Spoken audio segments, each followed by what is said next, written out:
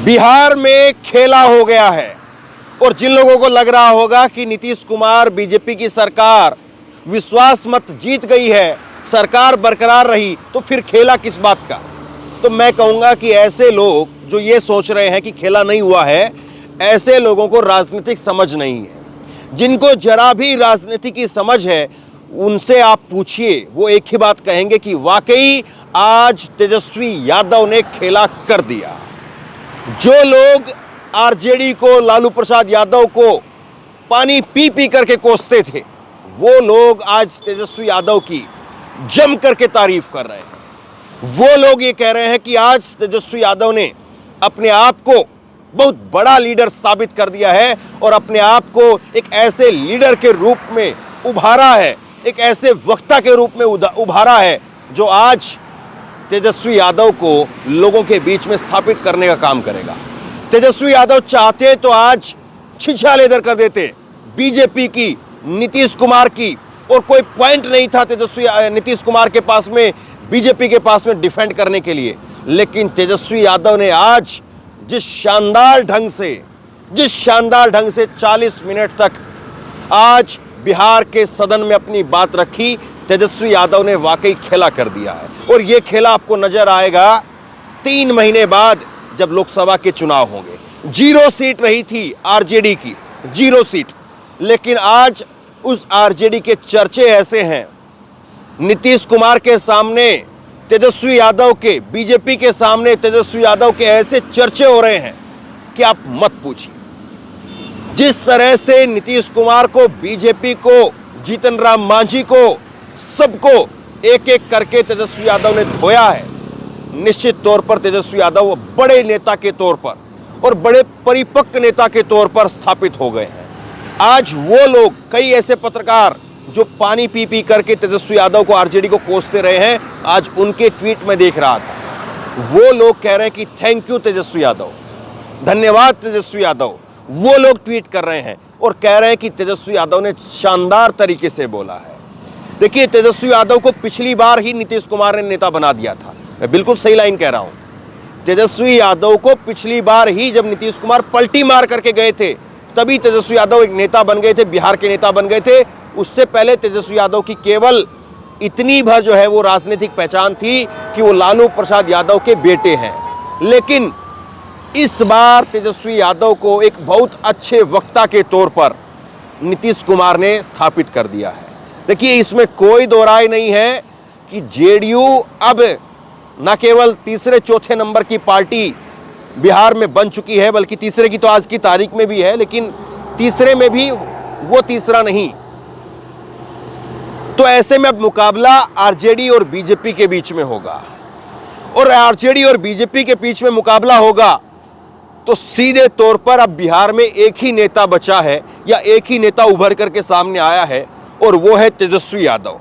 क्योंकि बीजेपी के पास में कोई नेता नहीं है, कोई ऐसा नेता नहीं है बीजेपी के पास में। बीजेपी के 2 डिप्टी सीएम बने हैं, लेकिन कोई बिहार से बाहर की राजनीति को समझने वाला ये नहीं बता सकता है कि क्या क्या उनके नाम होंगे। जिसको राजनीति को लेकर के बहुत ज़्यादा दिलचस्पी नहीं होगी, तो कोई व्यक्ति नहीं बता सकता कि बिहार में बीजेपी के 2 डिप्टी सीएम कौन बने हैं। और जो डिप्टी सीएम बने हैं वही बीजेपी के प्रदेश अध्यक्ष भी हैं, लेकिन उनकी चर्चा कहीं नहीं है, उनकी बात कहीं नहीं हो रही है। और मैं चलिए छोड़ देता हूं इस बात को कि अभी दो डिप्टी सीएम है। पिछली बार के जो 2 डिप्टी सीएम, उसमें से भी एक महिला थी। पिछली बार जब बीजेपी ने नीतीश कुमार के साथ सरकार बनाई थी, तब भी 2 डिप्टी सीएम बनाए थे। क्या किसी को नाम याद भी है कि कौन कौन थे उनके नाम? सब भूल गए हैं। तो बीजेपी बार बार एक्सपेरिमेंट करती रही है, बीजेपी बार बार अपने नेताओं को ला करके सामने रखती रही है, लेकिन कोई भी नेता वो पकड़ नहीं बना पा रहा है बिहार की राजनीति में। बीजेपी बिहार में जो कुछ करती है वो नरेंद्र मोदी के नाम पर करती है, और इससे ज़्यादा कुछ नहीं है। बिहार का विधानसभा चुनाव हुआ तो नरेंद्र मोदी ने अपने नाम पर वो चुनाव लड़ा, केंद्रीय मंत्रियों का इस्तेमाल करते हुए वो चुनाव एक तरह से लड़ा। तेजस्वी यादव के एक हेलीकॉप्टर के पीछे 32 हेलीकॉप्टर घूमते थे, वो मैंने खुद अपनी आंखों से देखा है। और तेजस्वी यादव एक मैदान में इसी तरह से, उनका हेलीकॉप्टर उसी मैदान में रुकता था, और तेजस्वी यादव मंच तक 200 मीटर की, 100 मीटर की रेस लगाते हुए, दौड़ लगाते हुए मैदान मंच पर चढ़ते थे। और उसके बाद में फिर अगली रैली में चले जाते थे। एक एक दिन में 30-30, 32-32 रैलियां की हैं। बहुत मुश्किल काम है। एक एक दिन में 30-30, 32-32 रैलियां करना अपने आप में बहुत मुश्किल काम है, लेकिन तेजस्वी यादव ने वो किया और लोग उनकी रैलियों में जिस तरह से उमड़ करके आए, उसी का नतीजा था कि बिहार में पहले नंबर की पार्टी वो तेजस्वी यादव की पार्टी बनी। और लालू प्रसाद यादव की उस चुनाव में सक्रियता नहीं थी, उसके बावजूद तेजस्वी यादव ने पहले नंबर की पार्टी अपने आप को बनाया। और जिस तरह से आज तेजस्वी यादव ने, कुछ पॉइंट मैं आपको बताऊंगा, अपने आप को जिस तरह से विधानसभा के अंदर रखा और जिस तरह से लोगों की आज दिलचस्पी थी, करीब 2 लाख लोग जो हैं वो तेजस्वी यादव के भाषण को सुन करके गए हैं। तो ऐसे में तस्वीर पूरी तरह से साफ है कि तेजस्वी यादव को लेकर के जिस तरह से बिहार के लोगों के मन में जो नई तस्वीर उभर करके आई है, इससे बीजेपी की परेशानी निश्चित तौर पर बढ़ गई है। और बीजेपी अब इसको किस तरह से डिफेंड करेगी, ये अपने आप में बड़ा सवाल है। और सबसे बड़ी बात ये है कि बीजेपी इसको लेकर के अब कैसे लोगों के बीच में जाएगी, क्योंकि बीजेपी के सामने एक बड़ी चुनौती ये खड़ी हो गई है कि बीजेपी यहाँ पर अब लोगों के बीच में जब जाएगी तो वो क्या कहेगी। आज यही बात जो है वो तेजस्वी यादव ने कही, और तेजस्वी यादव ने कहा कि अब आप लोग जब जाएंगे लोगों के बीच में तो क्या कहेंगे। खुद सम्राट चौधरी एक ही साल के अंदर 3-3 पद उनको मिल गए, विजय सिन्हा उनको 3-3 पद मिल गए, और नीतीश कुमार को तो उन्होंने कहा कि आपने पलटी मारने का रिकॉर्ड बना दिया। बड़े शानदार ढंग से आज तेजस्वी यादव ने नीतीश कुमार को धोने का काम किया, और केवल नीतीश कुमार को नहीं बल्कि पूरी बीजेपी को। तेजस्वी यादव ने कहा कि ये कहते थे हमें कि अपने बाप से पैसा लेकर के आएगा, ये शब्द नीतीश कुमार के थे, अपने बाप से पैसा लेकर के आएगा, कहां से पैसा लेकर के आएगा, कहां से नौकरियां देगा, ये कह करके तेजस्वी यादव ने जलील कर दिया। और वहां पर सामने नीतीश कुमार बैठ करके टुकर बस देखते भर चले गए। कोई जवाब नहीं था नीतीश कुमार के पास में, केवल देखते भर चले गए। मैं आपके सामने आज तेजस्वी यादव के भाषण की जो 10 बड़ी बातें रही हैं वो मैं आपके सामने रखता हूं। तो सबसे पहले नीतीश कुमार को तेजस्वी यादव ने लपेटा और कहा, आपको रिकॉर्ड बनाने के लिए बधाई हो। तेजस्वी यादव ने सदन में कहा कि आपने 9 बार शपथ लेकर के इतिहास रचने के लिए हम मुख्यमंत्री जी को बधाई देते हैं कि आप एक ही टर्म में 3 बार पलट करके अद्भुत रिकॉर्ड आपने बनाया है, पलटी मारने का अद्भुत रिकॉर्ड। एक ही टर्म के अंदर आप 3 बार पलटी मार गए, ये उन्होंने कहा। नीतीश कुमार को तेजस्वी यादव ने दशरथ कहा, दशरथ, अपने आप को एक तरह से राम कह गए तेजस्वी यादव। तेजस्वी ने नीतीश को दशरथ बताया। उन्होंने कहा कि मुख्यमंत्री नीतीश कुमार हमारे लिए आदरणीय थे, आदरणीय हैं और हमेशा आदरणीय रहेंगे। कई बार नीतीश कुमार ने कहा कि तुम हमारे बेटे जैसे हो, हम भी उनको राजा दशरथ की तरह ही अपना पिता मानते हैं। जरूर नीतीश कुमार की भी कोई मजबूरी रही होगी जैसे राजा दशरथ की रही थी, उन्होंने भगवान राम को वन भेज दिया था। तेजस्वी ने कहा कि इसे हम अपना वनवास नहीं मानते हैं, हमें तो इन्होंने, नीतीश कुमार ने जनता के बीच में भेजा है और इस सुख और दुख का भागीदार बनने के लिए जनता के बीच में नीतीश कुमार ने भेजा है। तो बड़ी बात, देखिए इस बात को, गहराई को समझिए।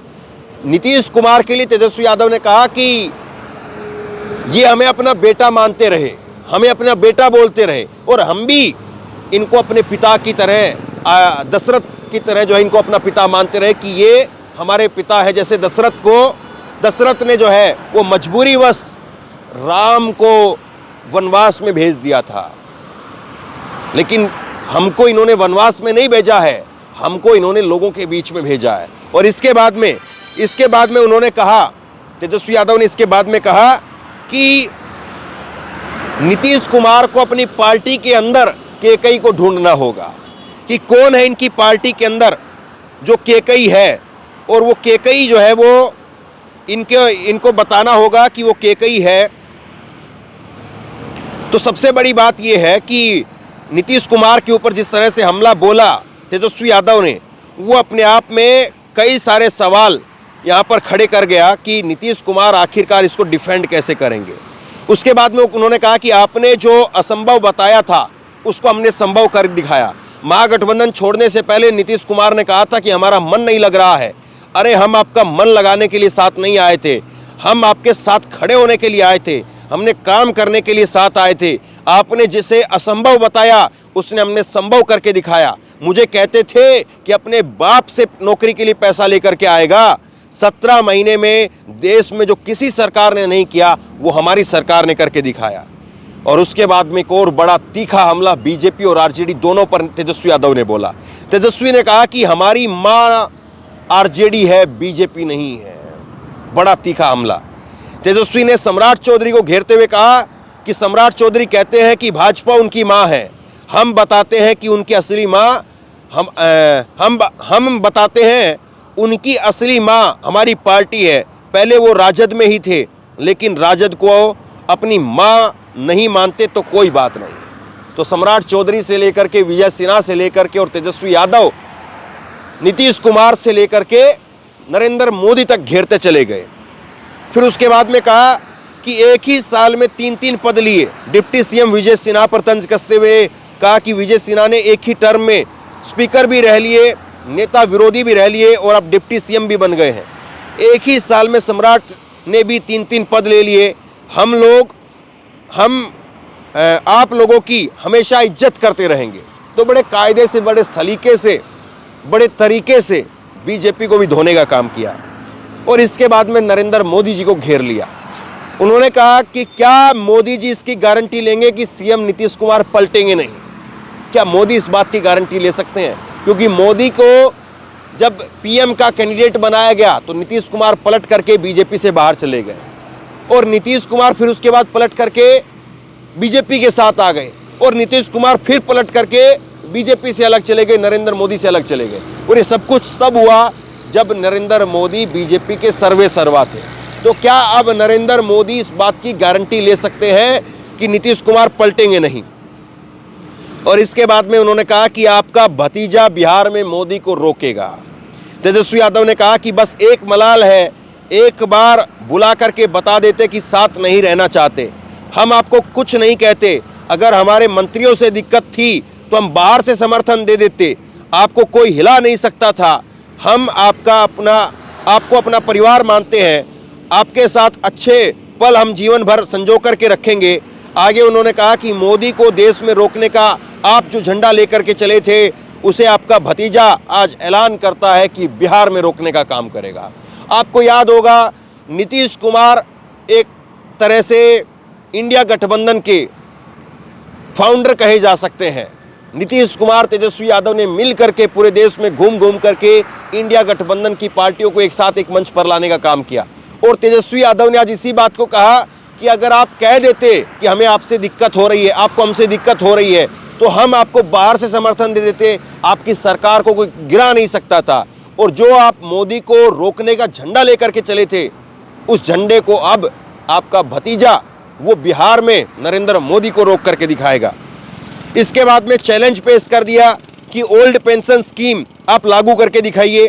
तेजस्वी ने अपने संबोधन में कहा कि सरकार ओल्ड पेंशन योजना को जरूर लागू कराए, ये हमारी मांग है। उन्होंने कहा कि कोई आए या ना आए, एक वक्त आएगा और तेजस्वी जरूर आएगा, ये बड़ी बात उन्होंने कही। इसके बाद में कहा कि बीजेपी भारत रत्न का सम्मान नहीं करती है। तेजस्वी ने सदन में भाजपा को घेरते हुए कहा कि बीजेपी भारत रत्न का सम्मान नहीं करती है, यह पार्टी डीलिंग करती है, इसलिए इसने पूर्व मुख्यमंत्री कर्पूरी ठाकुर को भारत रत्न दिया।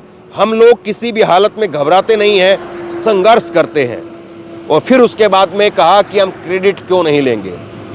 तेजस्वी यादव ने कहा कि मुख्यमंत्री रहते हुए महागठबंधन की सरकार में हमारे कामों के क्रेडिट, मुख्यमंत्री कहते हैं कि महागठबंधन की सरकार में होते हुए काम का क्रेडिट ले रहा था। तो भाई मेरा विभाग है, मेरा मंत्री है, हम क्रेडिट क्यों नहीं लेंगे? जो काम होगा उसका क्रेडिट न लें। नीतीश कुमार कहते हैं कि मैं चोर दरवाजे से आया था, तो दरवाजा किसने खोला? तो कुछ इस अंदाज में आज तेजस्वी यादव नजर आए। और इस अंदाज में तेजस्वी यादव जब बोले तो पूरा देश आज ये कह रहा है कि एक गलती बीजेपी की, एक गलती नीतीश कुमार की और तेजस्वी यादव को बिहार का सबसे बड़ा नेता बना दिया। और आज पूरे देश में तेजस्वी यादव की चर्चा हो रही है। मैंने पूरा भाषण चैनल पर आप देख सकते हैं, पूरा 40 मिनट का भाषण। और आज बिहार के विश्वास मत के दौरान जो कुछ भी हुआ वो पूरा लाइव हमने किया था। तो आप चैनल पर चाहें तो पूरी वीडियो जो है, पूरा भाषण तफसील से सुन सकते हैं।